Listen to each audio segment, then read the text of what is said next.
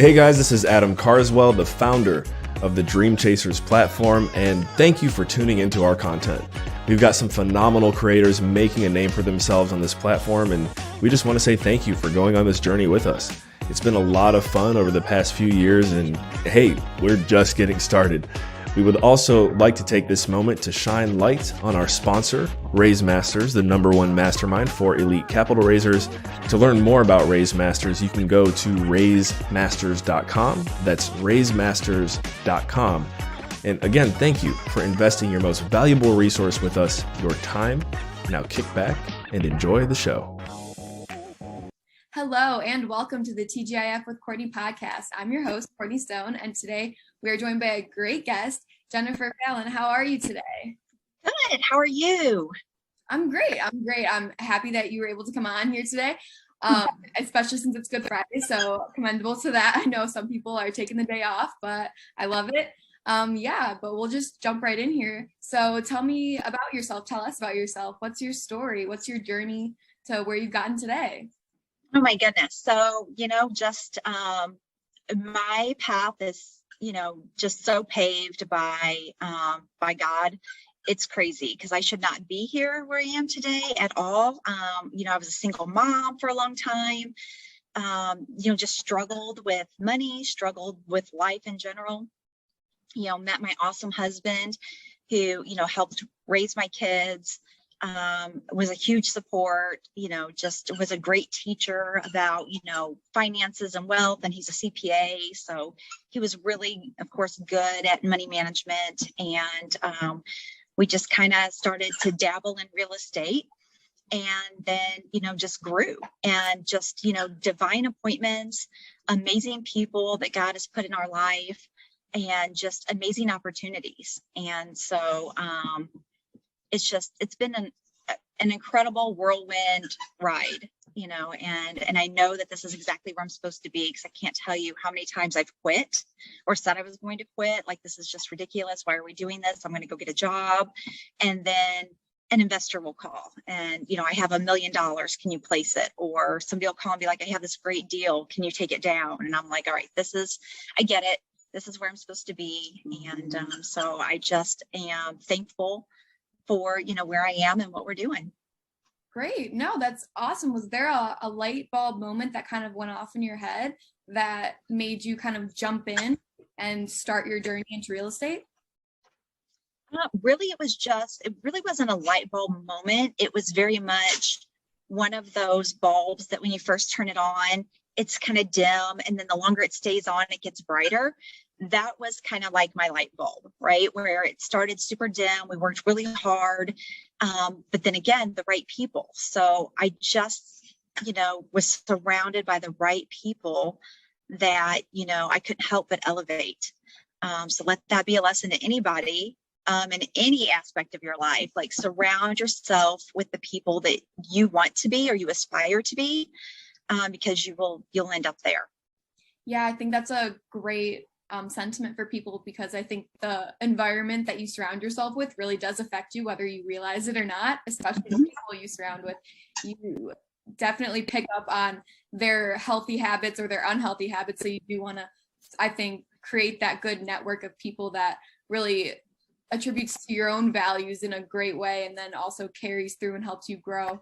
So that's awesome. Is there any shout outs that you want to do to people that have really inspired you? Oh my gosh. This is going to be embarrassing, but I have to say John Jackson. So if anybody knows John Jackson in the real estate world, they're going to laugh out loud, but I have to do it. And so like Corey and Shelley Peterson were hugely instrumental in our growth. Mitch Stephen was really big. Andy Warner, Sean Thompson, like we're in some great, Hunter Thompson for that matter, we're in some great masterminds that, again, you can't help but grow. And we've really surrounded ourselves with people that are like what we would have aspired to be.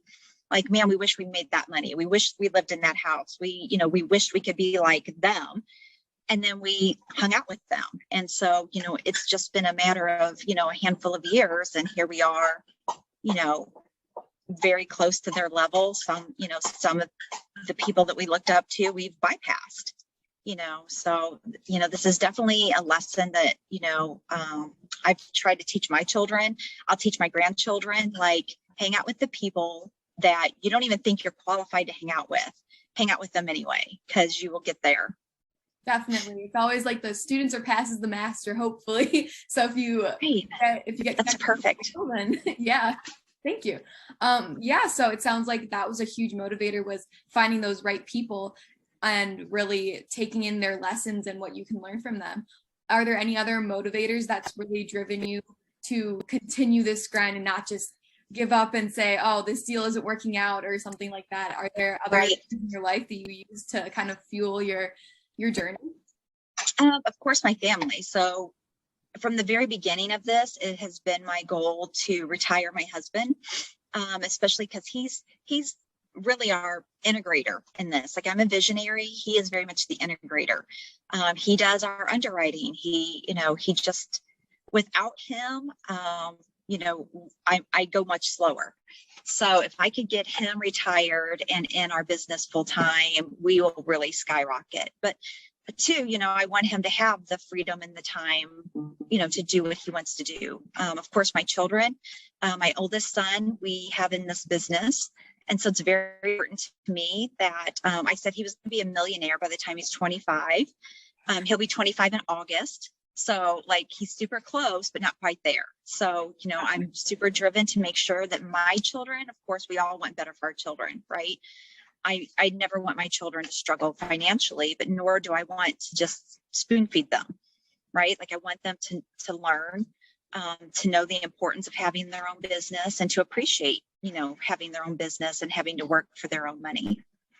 Definitely. That's a great life lesson to, I think, drill in, is when you're not just given something, but you have to work for it, no matter what surroundings you're in. Especially if you are so successful that you're not just passing that off, but you're making him earn it himself. That's a great sentiment. I love that for him. And congrats to him for almost being a millionaire at 25. I wish I was at that income level a little bit more, but no, and it's really funny because he gets mad because when we started this business, he was 21.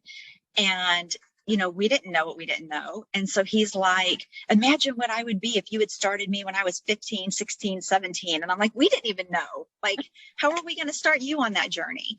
But yeah, so I'll definitely, I'm going to make my kids earn it. But my grandkids, when I have them someday, like, they'll be handed everything. They don't have to work for anything. You always have a little bit more of a heartfelt thing for the grandchildren. I think sometimes it's just like you want to give them everything, but you make your kids work a little harder for it. I love that in my life, so as the grandchild, so I appreciate that. So that's great. And I know you have a huge schedule. You're running your own business. You are an entrepreneur yourself with the real estate. You call people up and have this busy schedule. How do you keep yourself focused and motivated during the work week specifically, or set goals for yourself? What's kind of helped you structure a good setting? Well, time blocks are so important. They're crucial to me because otherwise, I'm out in space land, like just doing my own thing that, is not lucrative to anything at all whatsoever. Right now, I do time block those things for me. Because, it's not 24-hour, as entrepreneurs, we tend to live and breathe our business. But I'm a party girl too. So I want to have fun. But I block that out. Like and I only do 1 week chunks, right? So I'll have things scheduled, of course, weeks ahead, but I'm not thinking about them. I'm only thinking about this week and what needs to be done this week and what can be put off. And then I have, I try to keep a very tight calendar from this time to this time. This is what happens. This is when I take my calls. However, when you're in the thick of a deal, especially when you're trying to raise multiple millions of dollars, when the phone rings, you kind of don't have a choice but to stop what you're doing and answer it. Or, the lender sends an email or calls, or, the seller. So sometimes my day gets interrupted, but I try to stay as true as I can to my time blocks.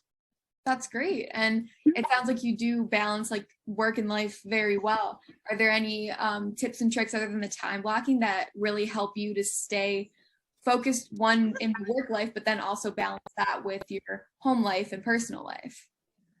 So I pretty much always been the girl that I do what I want, right? So like, how do I do what I want to do, but I can raise money or I can pitch my business, if that's how it comes to be organically.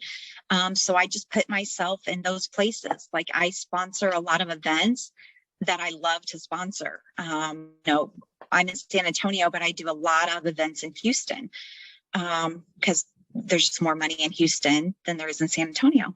So there's a huge fashion show in San Antonio or in Houston called Runway Houston. There are designers from all over the world, models from all over the world. And, it's very, the audience is high net worth people. And I sponsor that event and I attend that event. I attend lots of charity events that are near and dear to my heart, but that's where the money hangs out. And so, we just become friends, and it has to be organic, right? So these are things I really love. Is there maybe a smaller ulterior motive a little bit, but genuinely at the end of the day, like I just want to make friends. I just want to have fun. And, God provides every time. And every time I'll meet somebody or somebody will introduce me to somebody and they're like, oh, I would love to invest because like, who wouldn't want to make money? So, it just organically happens. I'm not there to super push, but in most of these cases, they allow you to have a certain, you get to do your elevator pitch or, they have your name in lights. So the more consistent I am with these events, the more people will know me, like me, trust me. Yeah, I really like that you go out and kind of find these people, but then create those organic friendships. Sometimes it does, I think, come from like an email list. People are just calling other investors up and getting that business, which isn't bad at all. But I think making that time to one, enjoy yourself and go to events that you really enjoy yourself, but then finding those people and creating those connections, I think it makes them trust you more and just trust with your money, especially. And then you also get one, a friendship, but two, you help them become financially freer. So I think that's great. Yeah, you inspire wealth in the people that you're around. So I love that. And I'm sure fun, energy, and excitement as well. But yeah, no, that's awesome. I haven't heard someone who particularly like does events and then also creates the friendships and the business with that kind of connection. So I like it. It sets you apart, I think, which is great because everyone's looking. Oh, that's awesome. Thank you. Yeah. Everyone I feel like is looking for a niche when they're going in finding investors. But I think if you just meet the right people at different places, you can have like a slew of different mindsets and different people willing to contribute different amounts. No, but awesome. And then the people in my deals, like right? Like I don't want people in my deals that are, I don't know, like jerk faces, right? I don't want mean people in my deals. I don't want people that are going to be, a pain in my side for 3 to 5 years, right? So these are people that like, I want in my deals, right? I want to grow in life with them and I want them to, of course, be as successful and then we get to do this together, right? So then when we cash out or we have, we save our checks, every month or whatever. And we're like, oh, let's save this money and go on like girls trip, or let's go on a couples trip, or let's just go on vacation as families, and those are the people that we want to do business with. Yeah. Again, going back to your point of surrounding yourself with those people that you want to be around that inspire you. So that's awesome. Exactly. Just another point to that amazing, I think, sentiment. Yeah. So I know you mentioned a little earlier that you are a little bit of a party girl energy sometimes. And I think that's a great energy to have on the TGIF platform. So what do you do to relax and unwind and just have fun? Okay. So, well, this is where the grandma to be comes out, right? Like, so I love to sew. I love to quilt. And it's really very therapeutic for me because it's very quiet. Right. And then you have the hum of your machine and, but it still brings out the creativeness side in me, because like putting the colors together and the patterns and, but it's just like my quiet time. Right. I'm an avid reader. I cannot do audiobooks. My husband, when the Kindles or Fire Sticks or whatever, Fireflies, whatever it was, first came out, he thought he was doing me this wonderful favor. And I tried to love it, but I just like a good old fashioned book. Like I want to turn the pages. I want to stick a bookmark in it. So I do love to read. And, I'm just, I don't know, just pretty simple. I like to do massages and get my nails done. And, that's, kind of quiet time for me, but. Yeah, definitely. Yeah. It's those little points of just me time, I think, building in throughout the week that really kind of create not burnout. You don't get the effects as much as when you're just doing the complete grind and not having time for yourself. So I think that's a very important sentence as well. Yeah. And I think that's important for all of us. Like, even if it's just 1 hour a day, because, we're in a busy season right now. We're closing multiple deals. We're trying to raise some like $10 million. But if I don't, if that's all my focus, then you're right, the burnout happens. And then I don't love what I do. Like, I always want to love what I do. So I have to take that time, even if it's just like, okay, I have to shut my phone off for 1 hour. I'll spend the next 2 hours playing catch up. I'm just going to sit and read this nonfiction or, this fiction book really that means nothing. I'm going to get nothing out of it whatsoever, but just an hour of quiet. And so I think that gets lost on entrepreneurs too. We tend to feel like, oh, we have to read this mindset book. We have to read, this book about how to grow wealth. We have to learn, we don't always have to do that. Like, it's totally okay to pick up, a romance novel. I don't read romance novels, but, just something to just shut your brain down, right? You're not learning anything. You're not getting probably anything out of it, but just some quiet time. Yeah, I think I definitely agree with that point. I'm an avid reader as well. I was an English major in college, just graduated a year ago. So congratulations. Thank you very much. Thank you. U of I alum. So I'm in Chicago based right now. But yeah, it's a great thing, I think, to have that physical book and take those mental notes, and when you physically write something down that you appreciate more. I don't know, but also back to the point of finding those books or items, some kind of platform that you can separate yourself, I think, from the work and not have to read like real estate books all the time or like the self-help, because then it only goes so far, I think, to separate like the health and wellness point from actually working. Like, it almost feels like work if you have to. Right. So no, I love that point. Do you have a genre that you love to read? I guess it's not romance, but like outside of health and wellness or real estate, I guess.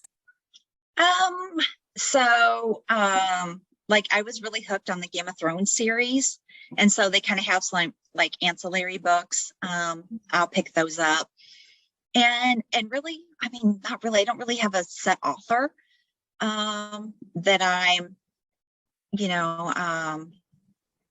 loyal to. It's just, if somebody recommends a book, or there's a series that I had read, if that particular author might come out with a new book, I'll pick it up.